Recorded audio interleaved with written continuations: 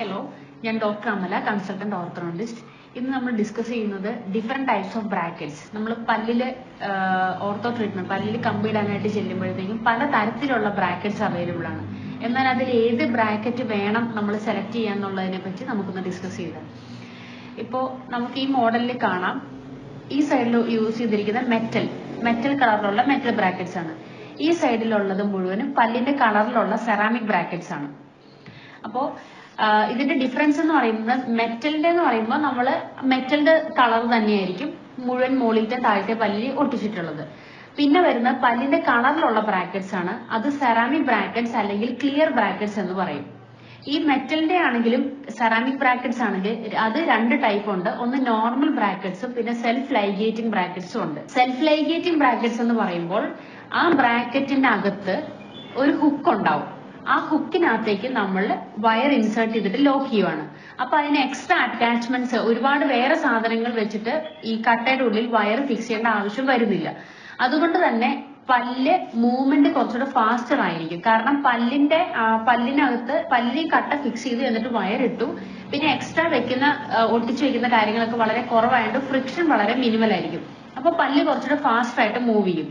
ഈ self ligating ബ്രാക്കറ്റ്സിന്റെ advantage എന്ന് പറയുന്നത് ട്രീറ്റ്മെന്റിന്റെ ഡ്യൂറേഷൻ കുറച്ചുകൂടി കുറവായിരിക്കും. അപ്പോൾ ഒരു പല്ല് പറിക്കാതെ നമ്മൾ സാധാരണ രീതിയിൽ കട്ടായിട്ട് ചെയ്യുമ്പോൾ ഏകദേശം നമുക്കൊരു 1 വർഷം 1.25 വർഷം എടുക്കുമെങ്കിൽ സെൽഫ് ലൈഗേറ്റിംഗ് ബ്രാക്കറ്റ്സ് ഇട്ട് ട്രീറ്റ്മെന്റ് ചെയ്യുമ്പോൾ നമുക്കൊരു 8 to 9 monthsലൊക്കെ വളരെ സിമ്പിൾ കേസസ് തീർക്കാൻ പറ്റും. പിന്നെ വരുന്നത് സെറാമിക് ബ്രാക്കറ്റ്സ് ആണ്.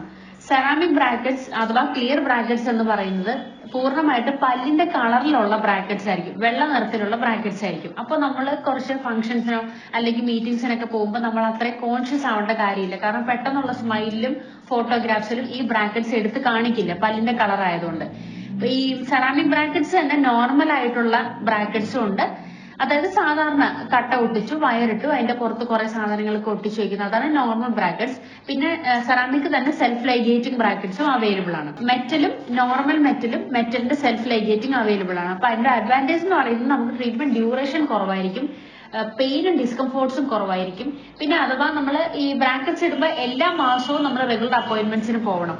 സെൽഫ് ലൈഗേറ്റിംഗ് ബ്രാക്കറ്റ്സ് ആകുമ്പോൾ നമ്മൾ അഥവാ ഏതെങ്കിലും ഒരു അപ്പോയിന്റ്മെന്റ് മിസ്സായാലും വലിയ കുഴപ്പമില്ല, നെക്സ്റ്റ് മന്തിലേക്ക് നമ്മൾ പോയാലും പല്ലിന് വലിയ തരത്തിലുള്ള ഡാമേജസ് ഒന്നും സംഭവിക്കാറില്ല. ഇത് നമ്മുടെ നോർമൽ മെറ്റൽ ബ്രാക്കറ്റ്സ് ആണ്, സാധാരണ രീതിയിലുള്ള മെറ്റലിന്റെ കട്ടകൾ.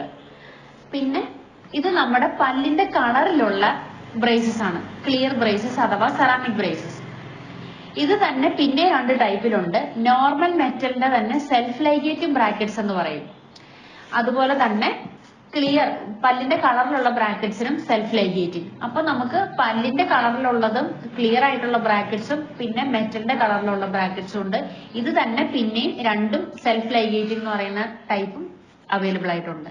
അപ്പോൾ കുട്ടികളിലാണെങ്കിൽ നമ്മൾ സാധാരണ രീതിയിൽ നോർമൽ ആയിട്ടുള്ള ബ്രാക്കറ്റ്സ് യൂസ് ചെയ്താലും മതി. അഡൽട്ട് പേഷ്യൻസ് ആകുമ്പോൾ കുറച്ചുകൂടി സെറാമിക് അഥവാ ടൂത്ത് കളർ ബ്രേസസ് യൂസ് ചെയ്താൽ നമുക്ക് നമ്മുടെ കോൺഫിഡൻസ് കുറച്ചുകൂടി ബൂസ്റ്റപ്പ് ചെയ്യാൻ നല്ലതായിരിക്കും. Thank you.